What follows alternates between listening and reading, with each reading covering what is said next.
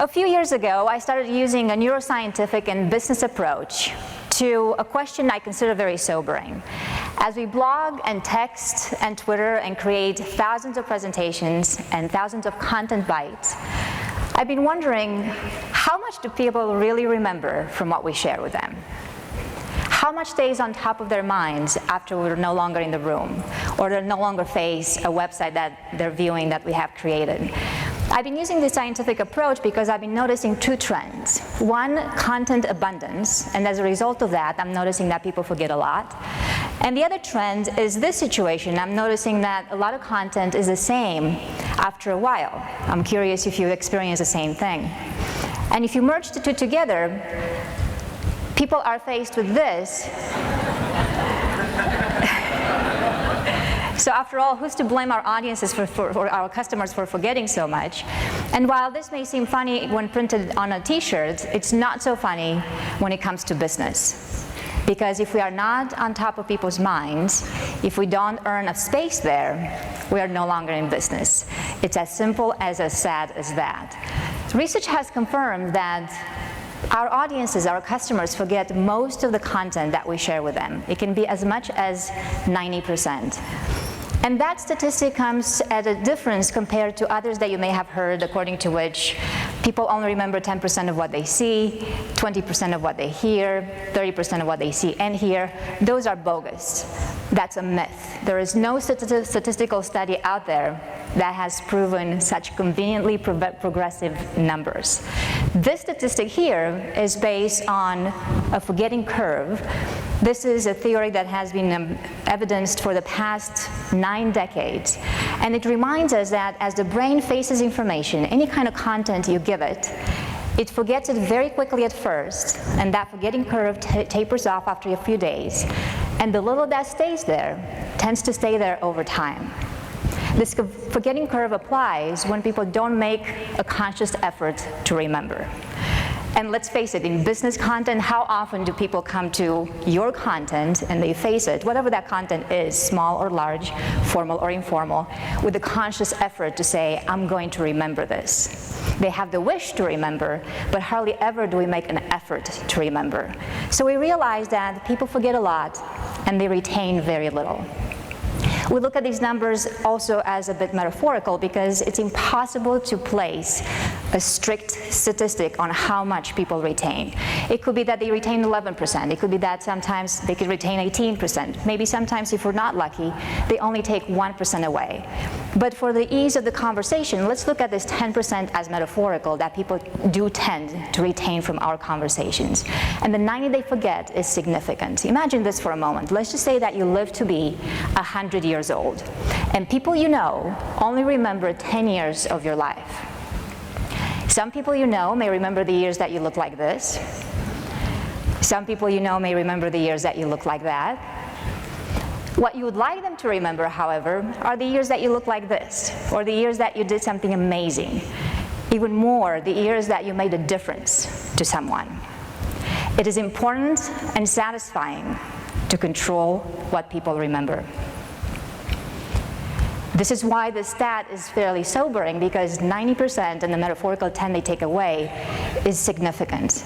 And I ask a scientific question. It's fine that people forget so much. We are all human. But is the 10% that they take away the right 10%? I remember attending a keynote presentation not too long ago, and the only thing I remember from that 45-minute speech is the fact that in Italy, 17% of people believe that it is okay to have sex and text at the same time. And I'm sure that was not that person's metaphorical 10%. He would have loved for me to remember something that was way more insightful, and I'm embarrassed to say that I didn't. It is important and satisfying to control what people remember.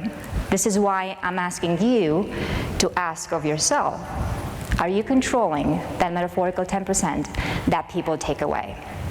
And we can do so if we apply brain science. I've been looking at this for the past decade, and I'm noticing the merger of two fields. When I say brain science, I mean two things, neuroscience and cognitive psychology.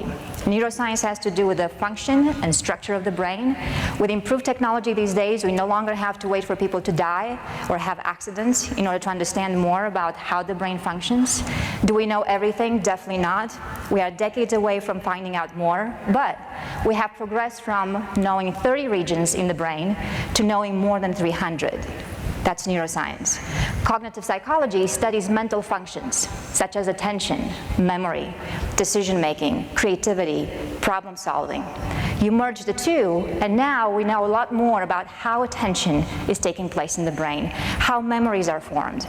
We have advanced so much these days that we can actually see, through an MRI machine, the birth of a memory. That is huge.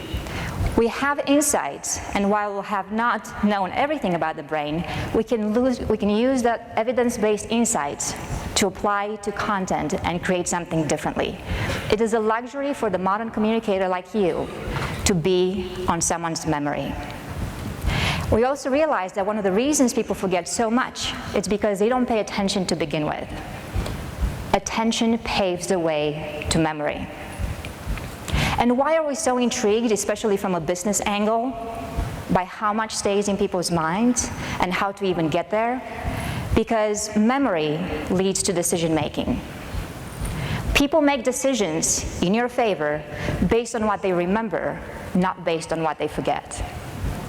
You combine these three elements together, and I guarantee that for any of you, you will be able to impact some action, some behavioral change in any of your presentations or content that you create. It is this combination that I call the Rexy method. 8 years ago, I co-founded a company called Rexy Media. We transform content by using brain science principles. Rexy comes from the Latin verb to direct or to guide. And my invitation to all of you is to use any evidence-based principles that enable you to guide your own customers' attention, control that metaphorical 10% they remember, and make it easy for them to decide in your favor. So for the rest of the presentation, I'll be sharing with you a lot more about these principles, especially around attention, because it starts there. It's very difficult to get to people, to be in people's minds, unless we have their attention first. But we ask, okay, so we want to be in people's minds. What is it really that I want them to remember and act on later? It is a question that hardly ever do we ask when we create content. What is it really that I want to put on their minds? Often we create content from a place of abundance. We have so much excess, and we find it very difficult to control the essence. Are you noticing the same thing? And when we don't have access to the essence, it's a lot harder to clarify what it is really that I want to put in my audience's minds. I'm always on the lookout for clear, crisp, 10% messages. I've been impressed by this book. Has anyone seen it or read it? I see maybe 10, 20 of you. It's a crisp message. He says, I'm defending food. And what I enjoy about this is that he has 3 sub-points to his message. He says, eat food, not too much, mainly plants. I enjoy people who are able to take such a complex content and distill it down to a few points that you can take to a place, in this case, the grocery store, and do very well there.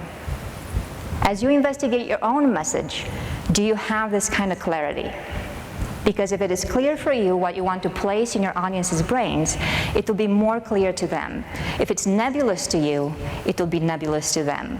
What is it really that you want people to remember you for? And this is not so much in terms of a legacy, because sometimes you create messages that you want people to remember for a week, sometimes for a quarter, and sometimes for a lifetime. That length is up to you. But it still starts with the question, what is your 10% message? And are you in control of that? That's what we're here to answer. And because we have a limited time, I'm going to focus just on the attention piece, because we want to earn a spot in our customer's mind, in their memory, and it starts with attention first. And what I'm noticing is this. Quite often people move away from our content, and they tend not to pay attention because of this trend. Habituation means that as we are exposed to a stimulus, we pay attention to it first, but then gradually we're no longer focused on it. So let's just say that you're working and at your desk you have some music in the background. It definitely catches your attention at first, but after a while it's just that background noise. In fact, I'm curious, what are some things that you have habituated to in your workspace? Give me some answers.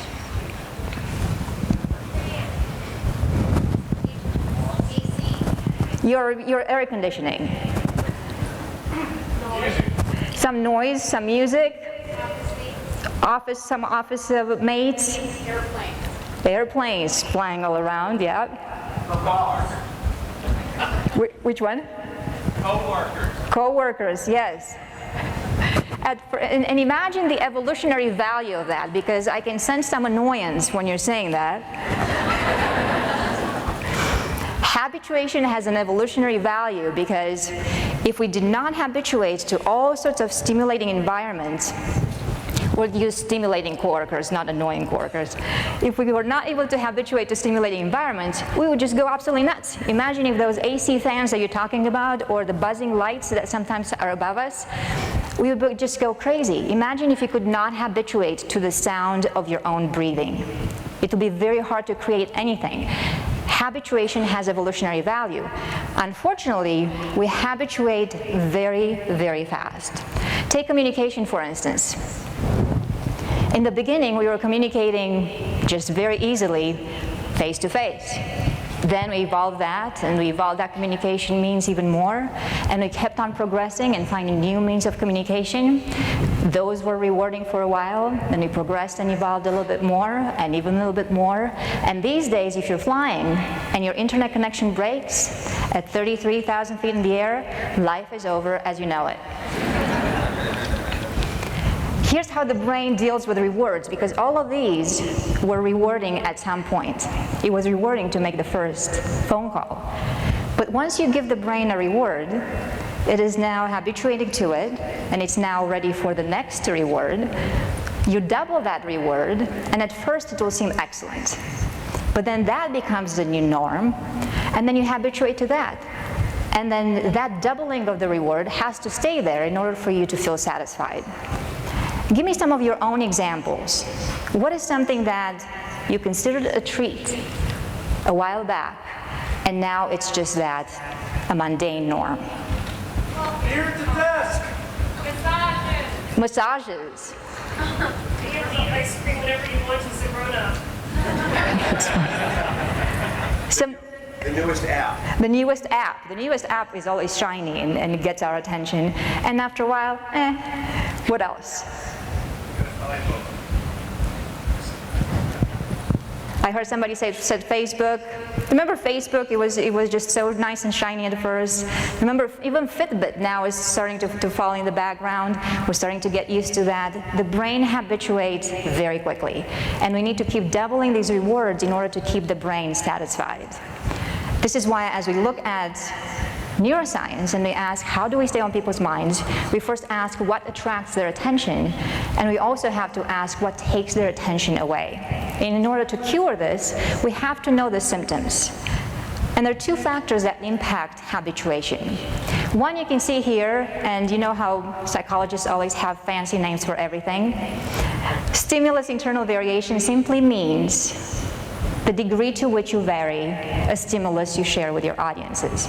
So for instance, if your audiences are watching TV, it is very difficult to habituate to a movie, for instance, because the sounds and the images change so fast that it is very hard to get used to them. Whereas that fan that you're talking about, because there's no internal variation in there, it is very easy to get used to that. There is a second symptom here, and that's more subjective. As scientists, we can still measure it. I'm sure that you know people who get all excited at the smallest stimulus, and there are people who stay so calm in front of the same stimulus. We can measure this by measuring blood pressure or heart rate. And while you can't really have that much control over the subjective factors of your customers, you do have control over how much internal stimulation you include in your content. That is your window. That is your window. We learn a lot from Hollywood, for instance, because if we talk about variation of the stimulus, they do very well. And Hollywood is still a business. They have to make money out of the stimulation that they offer to all of us. Notice how much the internal variation has changed for movies. The average shot length for movies back then was that. Take a guess. What is the average shot length for movies these days? 2 seconds. I hear that just like that. We didn't even have to wait for it. Not as drastic, but close. The average shot length for Born Supremacy, for instance, was 2.4 seconds. Obviously, not the entire movie was shot like that or edited like that, but many portions were. And to add some misery to all of these stimulation injuries, it's not so much that we have shorter lengths, but we also have more motion in those short segments. You combine the two together, and now we're noticing that the brain is constantly seeking this type of combination. It is getting brutal. And if the brain is now crossing the threshold of stimulation, it's no wonder that at home people are used to seeing that, but then they go to work or they read some business content, and when they have that kind of contrast, it is very difficult to keep people focused. The threshold for stimulation has changed. Even though the brain hasn't changed much in the past 40,000 years, what has changed is our threshold for stimulation. And the more we realize that, the more you also realize that we have to work harder at varying that stimulus. So I'm asking, are you making it possible for your audiences to look away? And to borrow a phrase from Hollywood, how often do you provide that cut? Because notice when something changes, it instantly refreshes your attention. Often I get the question of, well, what can I vary? What stimulus can I vary so that I maintain people's attention and avoid habituation? This is not a complete list, but it gives you a start. And notice that any time you ask the brain to move from one to another, you have refreshed attention. I'm intrigued by the last one because people say, well, let's just simplify our complexity, simplify complexity. Things are just getting too complicated. But that's not simply true. You can't possibly give somebody something as just simple and get the brain to appreciate it. In order for the brain to appreciate any words on this list and any states on this list, it has to know the prior state. We wouldn't appreciate simplicity unless we knew the complexity that it has come from. Anytime you change between any of these stimuli, you get the brain to refresh attention. So use change, vary the stimulus, but keep your metaphorical 10% constant. Your core must not change. And the more you activate it, and the more you know what that is, and you have clarity behind it, and now you merge it with enough internal variation, you have the best of both worlds. You have a message that people are starting to trust, because the brain equates consistency with credibility, but you also avoid habituation, and you're not allowing us to look away. So for the first principle around attention, vary that stimulus, and you are providing sufficient or frequent cuts so that people do not look away. And of course, as scientists, we have to ask, okay, so what is it really that happens in the brain when the brain habituates? And we know that the answer is relying on this neurotransmitter, which is a means of communicating from one neuron to the next. I'm sure that many of you have heard of this. It's one of the neurotransmitters that has been so frequently studied, almost overly studied. In fact, it has been so widely publicized that a lot of people call it the Kim Kardashian of neurotransmitters, which I don't think is fair to dopamine. What we have discovered lately is not so much that dopamine has to do with pleasure. Dopamine has to do with craving something enough to go and get it. Of course, we enjoy the reward, but you don't have to have dopamine to like chocolate. You have to have dopamine to want chocolate. So dopamine is associated more and more with behavior, and this is why as scientists and as marketers, we're intrigued by this, because you get the brain to secrete this, then you can expect more effort from your audiences. And this is how we find this out. Let's just say that you take a rat, you put an electrode in the brain, in the rat's brain, in the area that secretes dopamine, and then you train the rat to press a lever so that each time it does, that neurotransmitter gets released. And because the process feels so good to the rat, it keeps doing it and doing it and doing it until it dies. Not a bad way to go. But we're noticing that as that neurotransmitter gets released, the effort is there, the effort is there, the effort is there. This is why we're so intrigued by having that chemical in your audience's brain as they come and listen to you, or they come and read your content, they engage with you in some way. We replicate the same studies with monkeys. So let's just say that you take a monkey, obviously you're going to give it a reward, which it enjoys, and just simply knowing that it will have a reward, the dopamine level goes up. The brain is constantly seeking rewards. But what scientists are also noticing that before the experiment is about to start, so after a while the monkey knows that, hey, I'm going to enter this room, I'm going to get some bananas, this is going to be rewarding, dopamine level is up already. They notice that if they put a signal in that room, so now they're creating anticipation for what's to happen, the dopamine level goes up even more. So scientists are noticing that that chemical is not so much about the reward itself, but often it's about the anticipation of that reward. And here's another thing that they noticed. What happened, they said, if we only provided the reward half of the time? Now you're including a maybe in the equation. Now things are a little bit more uncertain. And guess what dopamine level does? It goes up even more. So as you're looking at this, we're also noticing that, hey, by the way, if you kill the dopamine altogether, you have no efforts, you have no behavior. That's why as marketers, as communicators, we're constantly intrigued by how do we get the dopamine level to be up. And here's a combination of factors. How often do you include those three elements? And I'm intrigued by uncertainty in particular because people sometimes believe that if we make it obvious for our audiences how something should be, true or false, here it is, that will feel good in the moment because things are structured and organized and controlled. But that pleasure is not going to last too long. The longer lasting pleasure comes from that complexity that we're talking about earlier.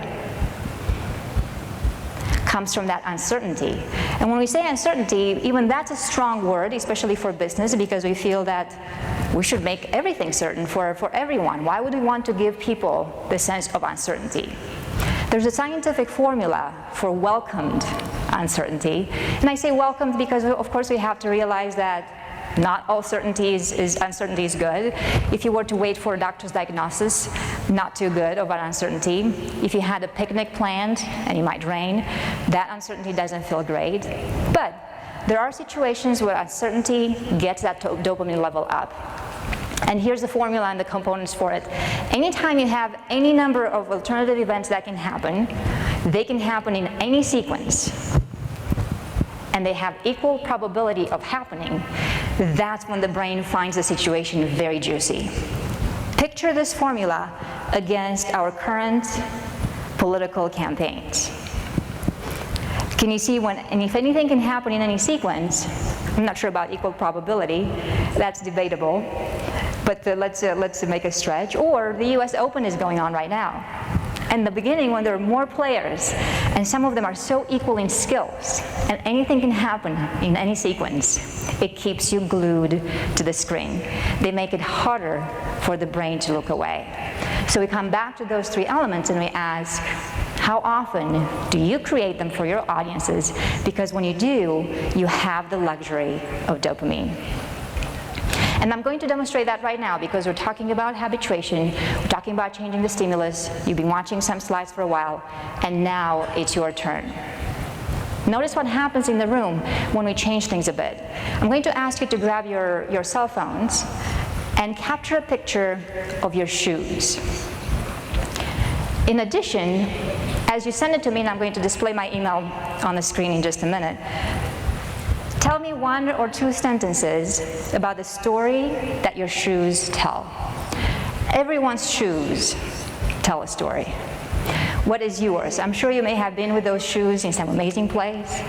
Maybe those shoes have seen something they shouldn't have. There was a person who sent this to me a while back, and he said, these shoes witnessed Monica Lewinsky's TED Talk.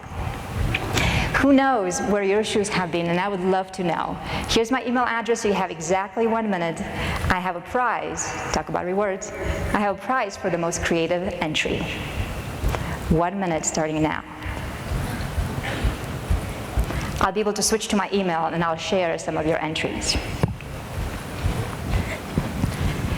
It will be interesting to see, especially in a room where marketing dominates, how your sentences go. The email address, csimon@reximedia.com, REXI Media.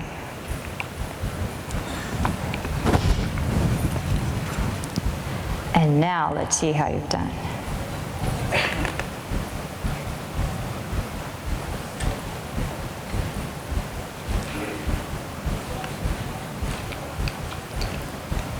Only 50 to go.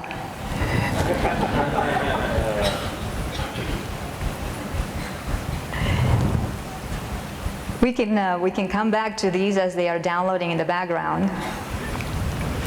And we'll also leave some room for your questions, because I'm intrigued by your reactions and interactions.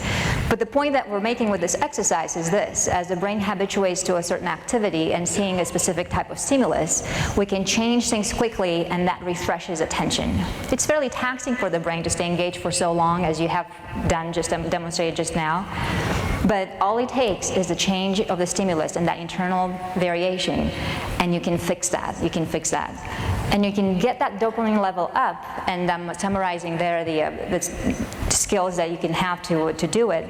Constantly wonder, how can I create anticipation? How can I give the reward? And even, how can I create some uncertainty? You know who does really well with anticipation is newscasters.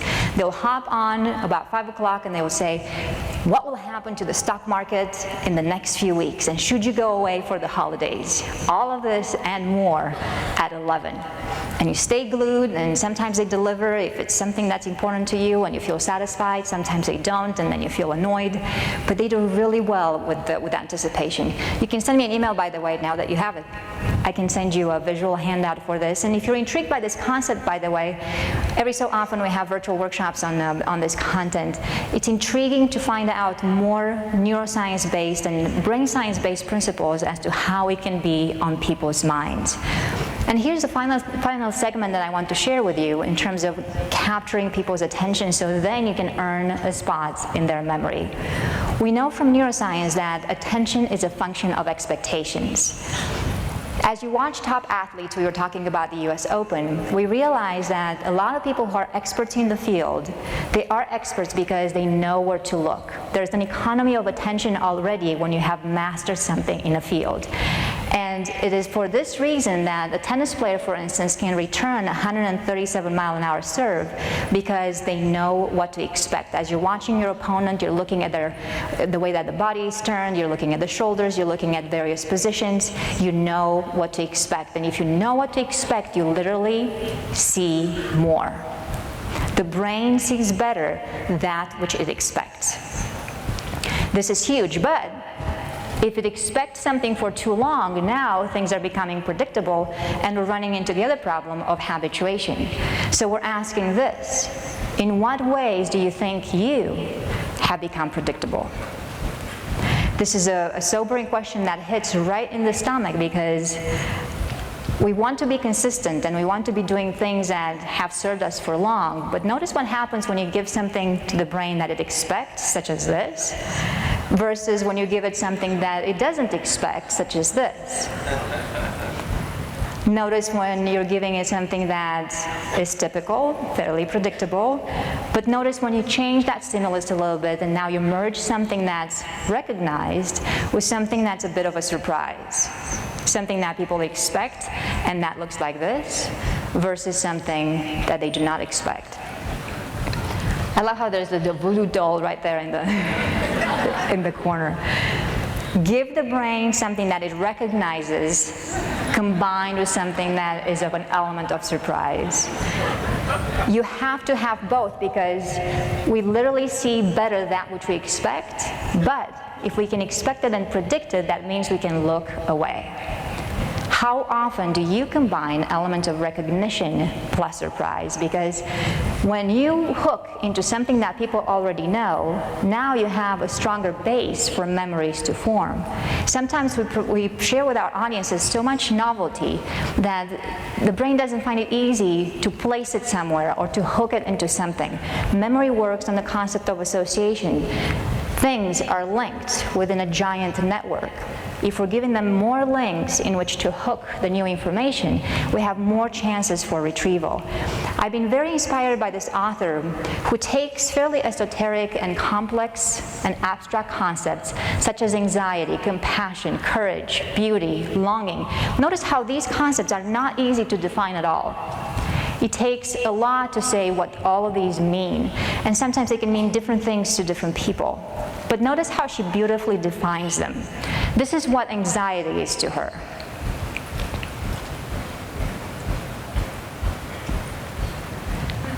And I really love how she says, he kissed me once on the forehead and I had a headache for 2 years.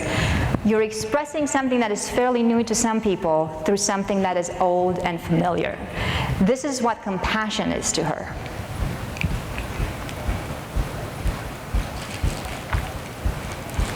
So you see how you take something that is fairly abstract, fairly complex, and you express it through the lens of something that is known to the brain, such as sweaters and volleyball. Now you're building a stronger hook into someone's memory. You're increasing the chances of retrieval. This is how she describes despair.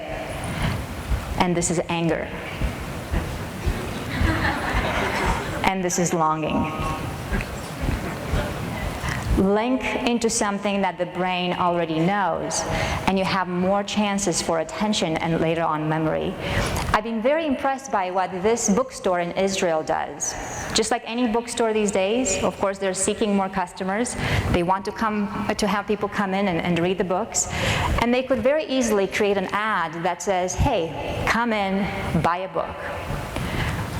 This is how they do it. They give the brain something that it recognizes and something that is of an element of surprise. It doesn't have to be huge, because whenever you're giving the brain too much recognition, in the sense of too much familiarity, things become boring after a while. If you're giving the brain something that's too much of a surprise, it is weird after a while. You have to strike the right balance where surprise is being treated as caviar, not marmalade. Just a tiny touch of the surprise gets the brain to move away from habituation and into a more focused state. Give the brain something that it expects and something it does not. Hook into something that they already know, and you'll have a much stronger chance for memory. I want to see if you have sent the pictures, because I am dying speaking about habituation. Let's see. Joseph here got these shoes for Christmas. Oh, this is only his second time. Very nice. Beautiful composition as well. Great Christmas gift. And let's see Blake, who says here, he bought these shoes when he broke his hand. Oh, playing volleyball. So those are very handy as you're recovering. Good composition and very relaxed state. Here's Dolly walking in at a convention with these shoes. Very nice. And here's Jessica. Her love of mid-century fashion design, plus the need to move quickly after 3 children. Boardrooms and soccer field, these shoes have covered them all. Great messages. Let me see, this will be Michael says, these shoes try to keep up with my little girl. Very nice. And notice we've been talking about storytelling and authenticity. Do you see how even the connection changes, and there are a lot of people in this room now when we have an insight into something that is fairly personal. So we're talking about varying the stimulus. One of the elements in there was moving from formal to informal. Do you sense how now you can connect more differently with these people even though you don't know who they are? I'll share just a few more. It's cool to see so many guys' shoes. Charmaine says, the shoes were an experiment in online targeting conversion. There you go, merging the professional with the personal. Yeah, you see those ads where they say, this is the last pair of shoes. And here's Andrea, my shoes have traveled the world with me, we would love to see them. Capturing pleasure, memories, and lasting experiences. See, we can learn a lot from our shoes in terms of how memory works. Dylan says, I bought these shoes without informing my wife. Ooh, there is emotion behind these shoes. And wore them for the first time after a soccer game.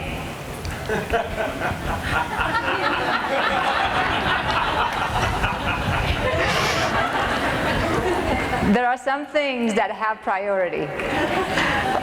I love these stories. So see, you can easily vary the stimulus by empowering your audiences to contribute.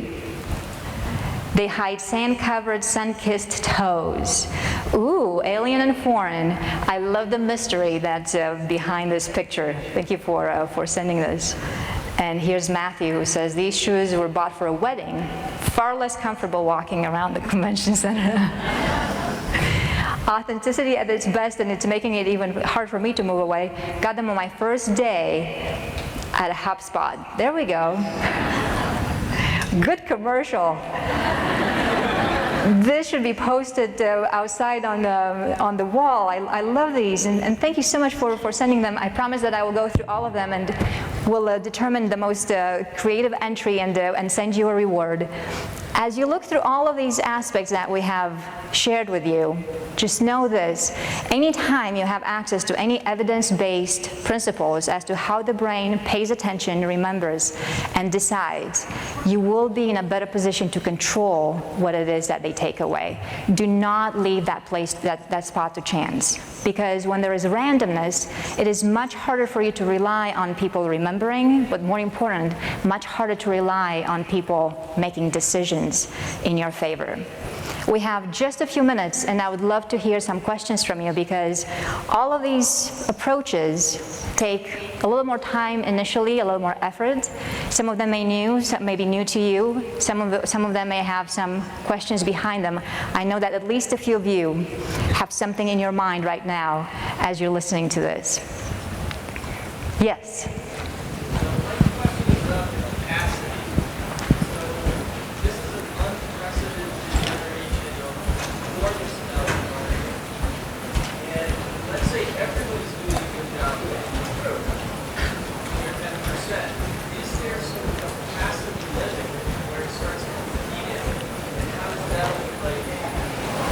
So let me make sure that I heard the question correctly. Is there some capacity limit as to how much the brain can remember? Because we are exposed to so much information, at some point, are we going to reach the capacity beyond which we can't remember anymore? Is that what you're saying? Yeah, so what's going to happen when the information, as of the year 2020, by the way, information is going to start doubling do you know how often? Right now it's doubling every 18 months. As of the year 2020, information is going to start doubling every 72 days. So it's very wise to ask about information capacity limitations. And what we know from neuroscience is this: for memories that are starting to be enduring, and they're indeed long-lasting, our long-term memory has the capacity to impact our DNA. So that means that those memories who have been in our brains for a long time are now part of our structure, so therefore they do not impact capacity any longer. So if you have the luxury to make it on somebody's long-term memory for prolonged periods of time, it is very likely that you will stay there for that length of a time. And these days, since it sounds like we might live to be 200 years old, you have the luxury and the potential, using any of these guidelines, to be there for that long. That's a great question, yes. You come back to this slide a number of times, how important is reinforcement of the formula stimulus? Yes, the reinforcement, and I'm glad that you mentioned the repetition. The question is about how important is reinforcement. Repetition, as you know, is the mother of memory. The more we are exposed to the same stimulus that does not change that much, notice how I only accessorized a few things, but the platform and the foundation stays the same, the more the brain not only remembers it, but learns to trust it. that it's huge, because ultimately it's not so much about repeating the same stimulus over and over and over.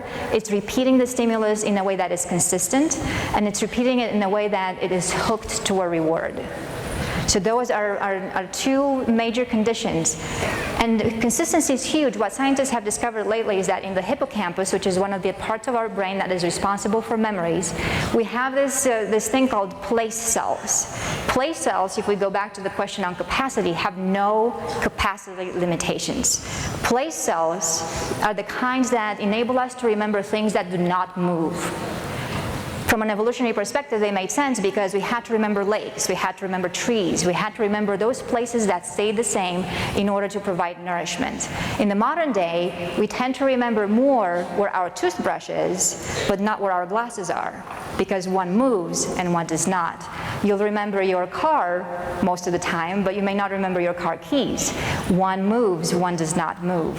So as it comes to your message, your 10% metaphorical 10% message, the more it does not move, the more it stays the same, the more that those place cells are going to take care of that and remember it.